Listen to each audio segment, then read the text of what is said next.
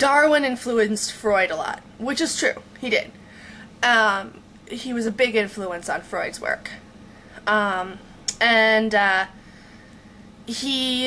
Darwin also believed, the survival of the fittest, and,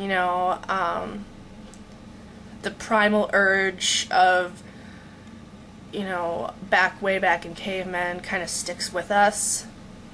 And, my professor was basically saying that sexual attraction is evolutionary as well, and that, men are attracted to really skinny girls with a certain hip to waist ratio, because that's their primal instinct, their primal urge.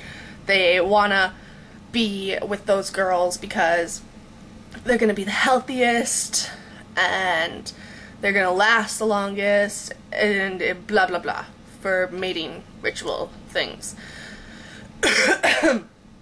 And that, like, girls are attracted to really muscular guys because they'll take care of them and survive the longest. First of all, my battery is dying. Shit, hold on. Okay. Don't mind the dirty laundry behind me. That, it's primal instinct because guys who are muscular are going to take care of them more and survive the best and be able to fight off those saber-toothed tigers, etc. Well, and, it's a good theory. However, I find a lot of flaws in it. First off, the flaws I find are that if a guy was going to be attracted to the girl who was going to last the longest, like live the longest, and be able to bear him children, I don't think he'd be attracted to the really skinny girls. I mean, I have nothing against really skinny girls.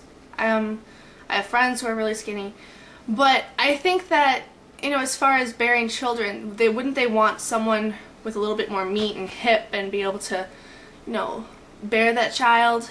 And also, as far as live the longest, back then, like way back in history, fatter, I mean, they didn't have all the science of, like, cardio problems and stuff, so fatter seemed healthier because you weren't starving, you weren't sickly, you weren't going to, just die from starvation, or, be able to be freezing in the winter. You'd have more meat on you to keep you warm. So I find a flaw in that because I don't think that would be, the case.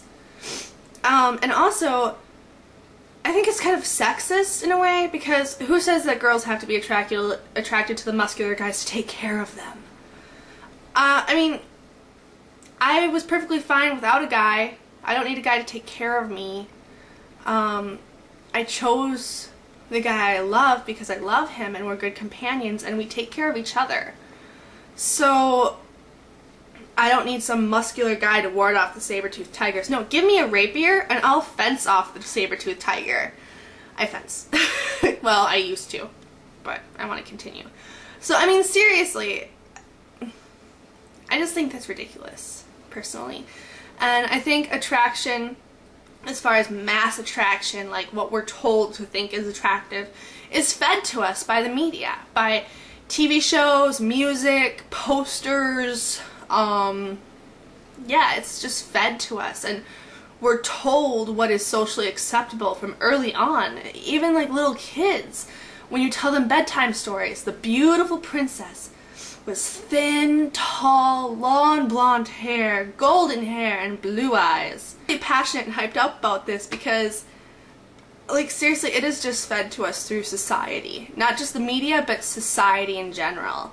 And our culture in the United States and in the world today, because of mass communications and just everything. Storybooks, Disney movies, everything tells us to like a certain type of person. Cruel beauty and true love and attraction is just in the eye of the beholder. I've never liked muscular men. I've always thought muscles were kind of gross. I mean, not like normal muscles, but I mean like the big muscles, six packs, you know, with the ripped guys.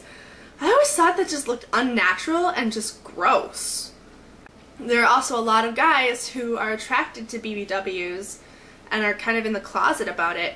And also, back to the Primal Instinct thing, if it was solely attraction on primal urge of mating rituals, then why are there so many people who are homosexual? That is just like love and attraction. That is not, you know, a primal urge. So yeah, it's not just a primal mating ritual. Okay, so I believe in soulmates, and I believe in reincarnation, and I believe we have many lives. So I believe that the people that we are attracted to, it's because we're attracted to their soul. Because either we knew them in another life, or we knew them in heaven, or we wanted to know them. So I think it's just a beautiful and romantic thing that we're connected to certain people. And it's more in depth. I also think that's why we're connected to certain animals more, like certain pets. Because maybe we knew them in another life. Maybe they were human before. I don't know. I have a very Pollyanna view on the world. I've been told. So, I don't know. Maybe you shouldn't listen to me. But I'm a very hopeless romantic, philosophical, everything is fantasy and beauty and whatever. But that's just how I am, and it's just what I believe. Not really scientific, but it's just a feeling inside me, you know?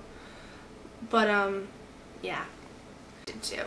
And another thing I notice is, a lot of people are attracted to people of the same body type. And I know at least it's that way for me. I've dated a couple really skinny guys, and I never liked dating guys who are skinnier or smaller than me. It always made me feel so huge. And it made me feel very uncomfortable. And it was just my own self-esteem issue. So when looking for a guy, I would look for a guy who was the same, a little smaller or bigger than me, but not really skinny, because I would feel really like a giant if I was around a really skinny guy. And no girl wants to feel like that. But again, that's also a societal thing. Girls can't be bigger than their guys. Another society-pushed thing. So, yeah, I think attraction, sexual attraction is, you know, on a whole, in the eye of the beholder, and everybody finds someone else attractive. And also, it's also society and what they push you to find attractive, and what you grow up learning is attractive. But one of my favorite quotes is, "I don't love you because I think you're attractive. I think you're attractive because I love you." And it's so true. My husband will always be attractive to me because I love him.